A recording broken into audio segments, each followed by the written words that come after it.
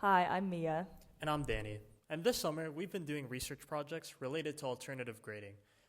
We're both kind of sort of biochem majors, but we decided to interview a real biochem major for them to talk about their experiences in and around the traditional grading system. Today we're trying to remind ourselves of what grades are for, what they hope to do, and maybe see how alternative grading tries to fulfill those expectations. Could you please tell us your name and a little bit about your major? Yes, my name is Claudia, and my major is biochemistry and molecular biology, and I'm a upcoming senior at NDSU. Perfect, thank you. So, you think that grades always reflect what you've learned in the class, or is it sometimes just a system to keep up with? So the first question I'm asking is about what grades are supposed to be for. The reason I'm asking this is because some previous research that I've looked at suggests that students feel like grades and learning aren't so much related as they're supposed to be.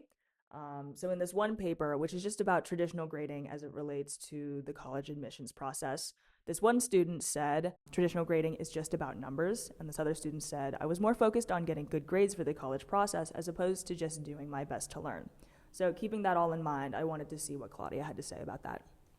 If the exam actually covers the material that has been covered in class and that has been thought during the lectures, then it definitely is reflective of how much you know, how much content in the class you know. So, Claudia believes that grades reflect learning if the exams are fair and accurate. This is a slightly different perspective from those we mentioned just before, but it's one that questions the consistency and fairness of exams and professors. Do you feel that your professors are consistent graders? I don't think so, because it's everybody has their way of grading. So just because you get an A in biochemistry and a C in organic chemistry doesn't necessarily mean that's you know way more of that class than you know of the other. Do you think that some professors are more straightforward about what they're going to test you on than others, and that's why it varies? Yeah, I feel some professors are more they'll give you a study guide, and it's because it happened to me before. It's okay, question 1 is going to be on chapter 1. Question 2 is going to be on chapter 2. Question 3 is going to be again on chapter 1.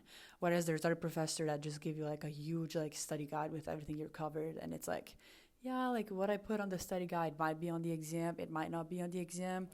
Okay, so I love what she says here because she almost exactly describes the principle of specs grading, which is a type of alternative grading. And specs uses blueprinting, right? Yeah, so in specs, they're called learning objectives. Learning objectives are just a list of topics that you need to know and will be tested on, and those are the only things that you're going to be tested on. So for students, it eliminates confusion about what they need to study before the test, and there's more transparency about how they can earn their grade. And I think it's cool that she almost exactly describes it. Yeah, and the control value theory shows us that students are likely to perform better on exams that they care about if they possess a sense of self-efficacy and other similar traits.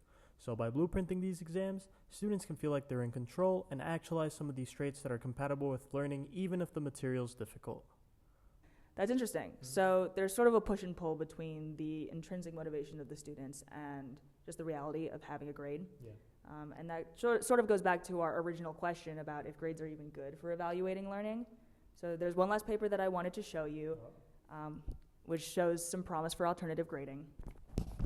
So there's this professor teaching General Chemistry 1 with traditional grading, and for 4 semesters straight, the average on the final was 50%? Between 30 and 38%.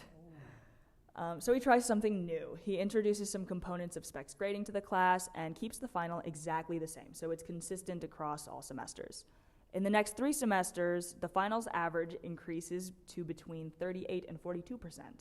Oh, wow, so that's actually a pretty big jump at those averages. Yeah, I think it's pretty good evidence to show that you can use a different system to motivate true learning in students. Are you guys finished using a study room? Oh, yeah.